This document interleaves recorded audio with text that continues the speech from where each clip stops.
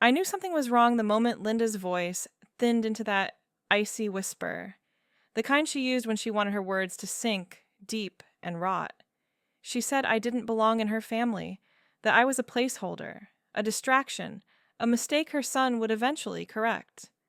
The living room was warm, almost suffocating, yet her words made the air feel brittle, like it might shatter if I breathed too hard. I didn't answer her that day.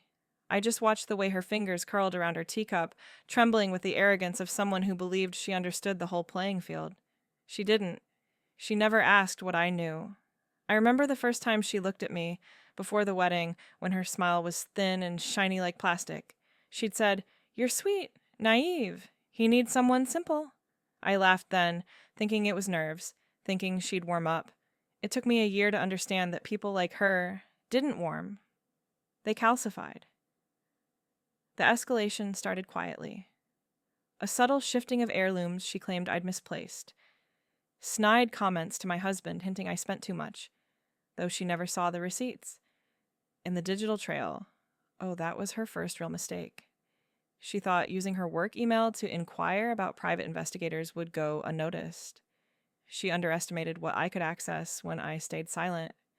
Silence is a powerful tool when people mistake it for weakness. I collected everything over months, screenshots, forwarded conversations, audio recordings of her muttered venom when she thought I was out of the room. She spoke of me like I was a parasite, clinging to her bloodline.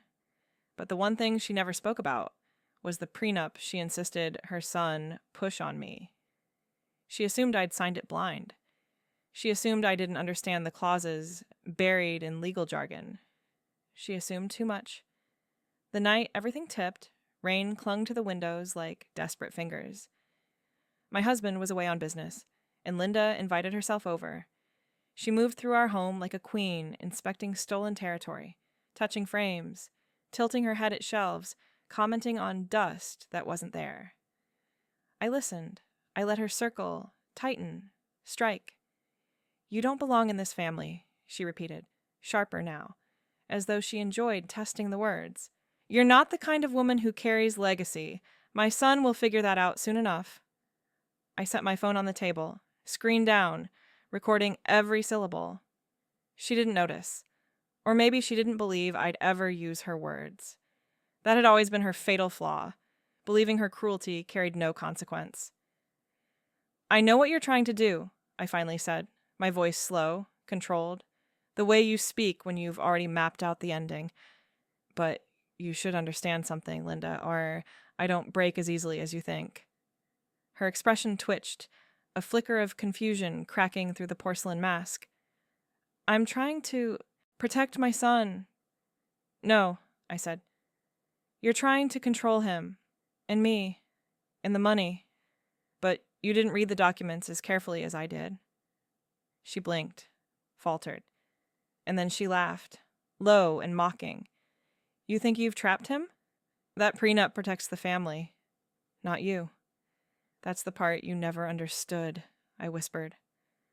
I walked to the drawer where we kept important papers. Boring things like warranties, tax forms, insurance documents. Linda didn't expect me to pull out a folder with her handwriting on the front, the one she'd drafted with her attorney 3 days before the wedding. I set it gently on the table between us. "You never asked why I insisted on my own lawyer reviewing everything," I said. "You thought it was nerves. Or ignorance." She stiffened. "What are you doing?" Turning on a light. I opened the folder, flipping to the clause she had hoped I wouldn't notice, the one stating that if any family member attempted to sabotage the marriage through defamation, manipulation, or interference, financial control shifted entirely to the spouse being targeted. Her face drained as she read it. She read it twice. 3 times. "That clause is unenforceable," she whispered, but her certainty wavered. "Not when there's proof," I said, sliding my phone toward her, tapping it awake so she could see the waveform still recording. Her breath caught. I pressed play. Her own voice spilled out. Cold, venomous, deliberate. Every insult, every threat, every attempt to fracture the marriage she pretended to protect. The sound filled the room like a ghost, dragging chains across the floor. She reached for the phone, but I pulled it back. Quiet, unbothered. You tried to erase me, I said, but all you did was dig your own grave in ink and audio. She steadied herself against the table. You wouldn't show him. You wouldn't dare. You're right, I won't. I leaned in, letting the truth settle like frost between us. I already sent it to our attorneys. Her knees seemed to soften, and she sank into the nearest chair, trembling now in a way that wasn't arrogance. She understood, finally, painfully, that the pieces she moved had circled back and trapped her. My husband called that night, unaware of the storm unraveling at home.